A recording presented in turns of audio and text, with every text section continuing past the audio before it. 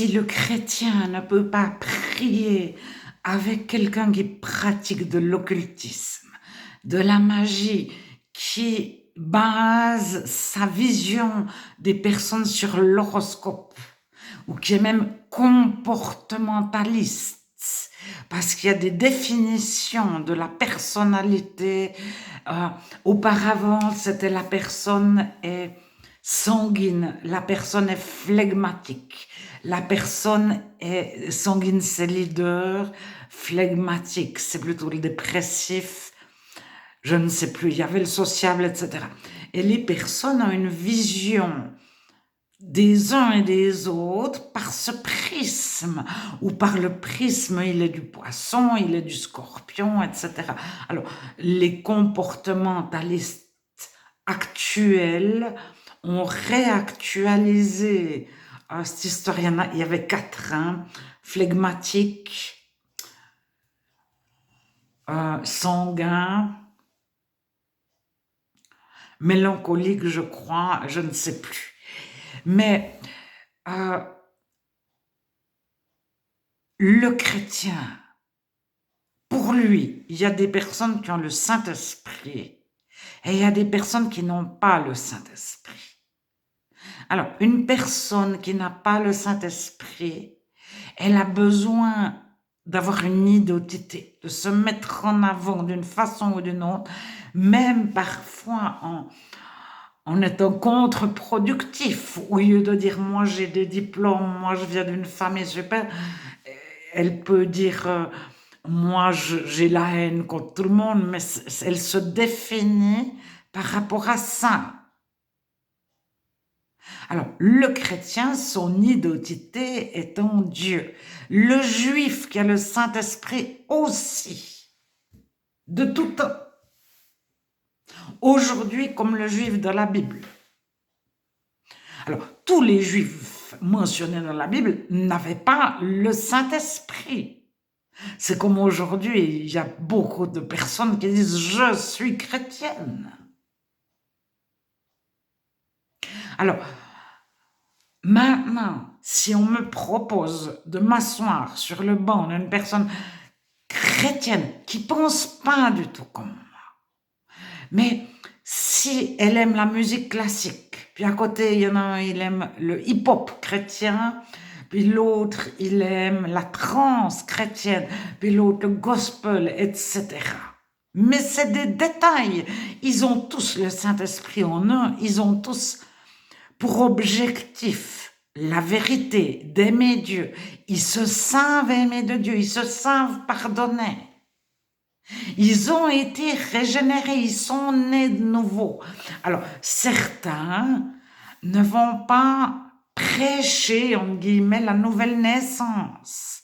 Ça fait pas partie de leur doctrine.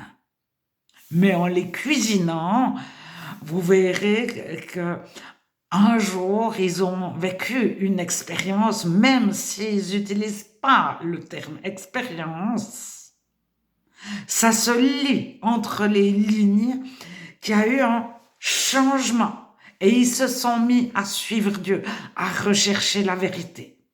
Alors, peut-être certains, ils sont encore star-cravate, d'autres, ils aiment les casquettes, mais c'est des détails. Parce que la personne, elle n'est pas cruelle, elle n'est pas sadique, elle ne fait pas d'ésotérisme, elle ne fait pas de magie, elle ne joue pas de rôle, elle ne fait pas d'hypnose, elle ne fait pas du satanisme, elle n'est pas un loup, elle ne dit pas « moi je suis chrétienne » avec l'intention, une intention cachée envers les réels chrétiens.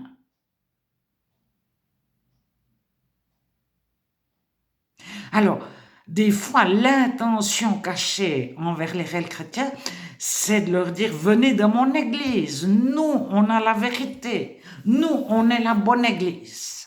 Alors, c'est peut-être pas forcément « nous, on a la vérité », mais c'est « on aimerait que notre église soit la plus grande, on cherche le pouvoir ».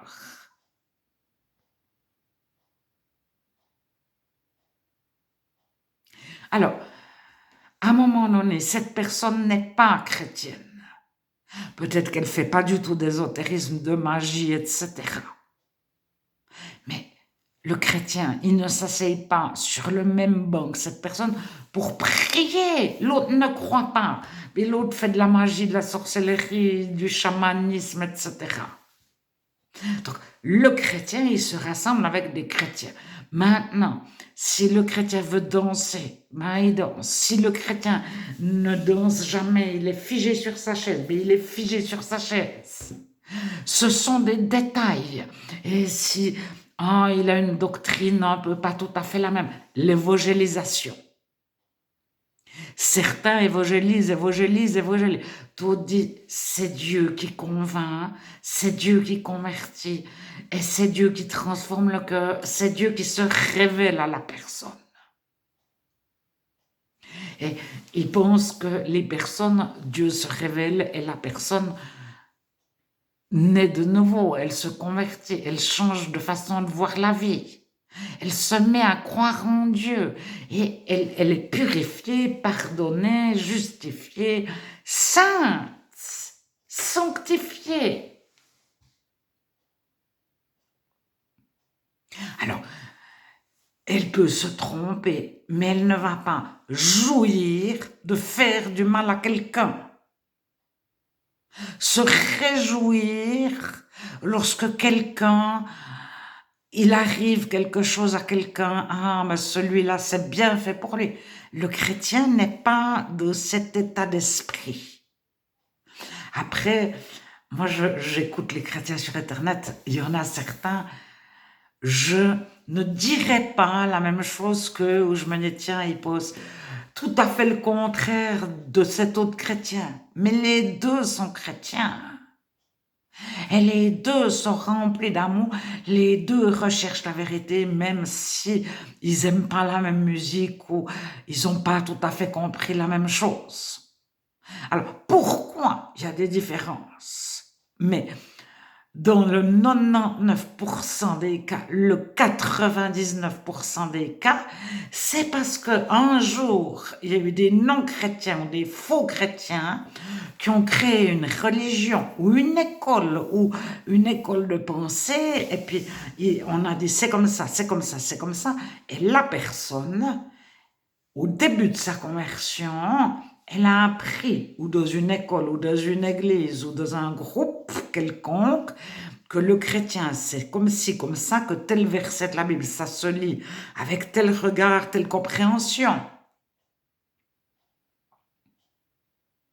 Alors, souvent, Dieu nous épure de tout ce qu'on nous a montré qui était.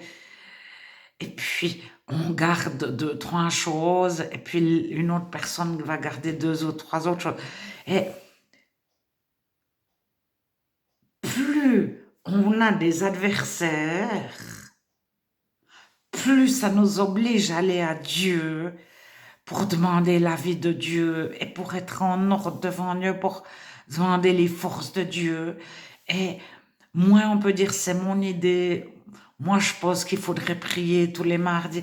Je pense qu'il faudrait prier plus souvent.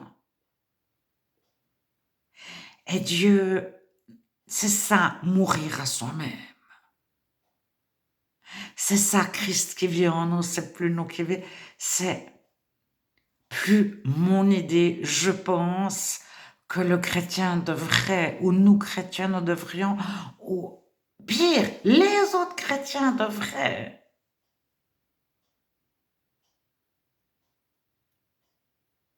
Et une fois qu'on n'a plus nos idées de ce qu'on pense qu'il faudrait, puis que ce serait mieux si, etc., Dieu peut nous dire, ben maintenant, fais quelque chose qui est productif, qui est vraiment conduit par Dieu. Et quand Dieu ouvre un chemin, personne ne peut le fermer. Alors ça, tous les chrétiens peuvent en témoigner. Dieu met devant nous une porte ouverte. Alors parfois, on cherche une fenêtre, une deuxième fenêtre. Nous, on aimerait bien ici. Et puis, on a vu sur Internet que ceux-là, ils se rassemblent tous les matins. Mais on veut faire comme eux. Mais Dieu nous a jamais demandé ça.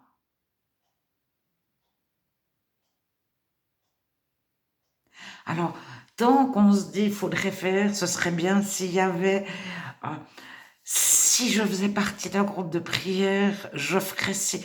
Et puis, patate. Puis au moment où il n'y a plus, eh ben, on commence de voir la porte ouverte devant nous.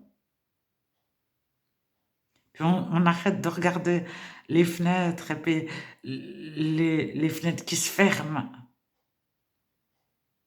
Et puis on peut perdre du temps, 5 ans, 10 ans, 20 ans, à, à créer une petite cellule de prière comme on a toujours souhaité, où c'est comfortable, c'est heimelig, c'est ce qu'on souhaiterait, c'est chaleureux, et puis c'est bienveillant, puis c'est accueillant. Puis on a comme ça une petite idée, et puis on se rend compte qu'on a perdu 10 ans de notre vie à faire un truc pour notre bien, alors que Dieu nous rend heureux. On n'a plus besoin d'avoir un truc pour notre bien. Pas même un deuxième frère et sœur. Pas même un pasteur, un prêtre, un leader, un ancien, qui a de l'expérience.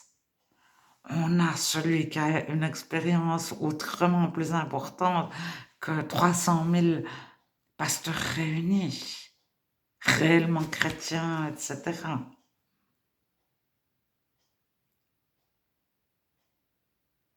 Alors, c'est l'ennemi qui divise les chrétiens. Il n'est pas le diviseur des païens, il est le diviseur des frères. Et c'est lui qui accuse les chrétiens. Et à un moment donné, on se dit, ah, mais celui-là, il évangélise, celui-là, il n'évangélise pas. Tiens, celui-là, il est sous la doctrine de la grâce. C'est quoi cette doctrine de la grâce? Je connaissais pas. Ah, celui-là, il annonce la nouvelle naissance, mais pas celui-là, etc. Mais c'est insignifiant. Toutes ces personnes, on a les mêmes intentions, les mêmes motivations, les mêmes préoccupations.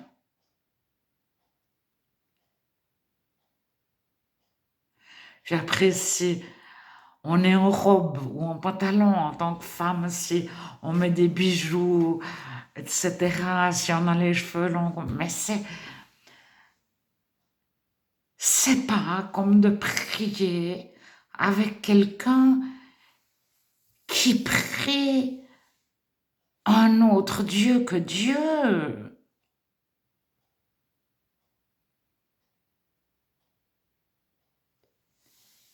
Ou qui prie sans croire.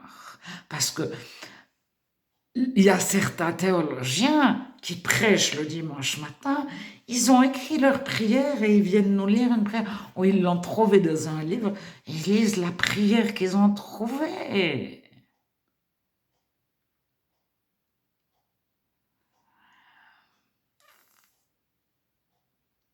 Alors, moi, j'ai rien contre eux, mais qu'ils ne disent pas je fais partie de l'Église, ou je suis l'Église, ou je suis chrétien, je me réclame du christianisme, qui ne parle ni de Bible, ni de prière, ni d'Église, ni de chrétien. Puis alors après, on peut choisir de les évangéliser ou pas. Ce sont des non-chrétiens. C'est-à-dire, on peut se laisser guider par Dieu pour savoir quoi leur dire ou ne rien leur dire.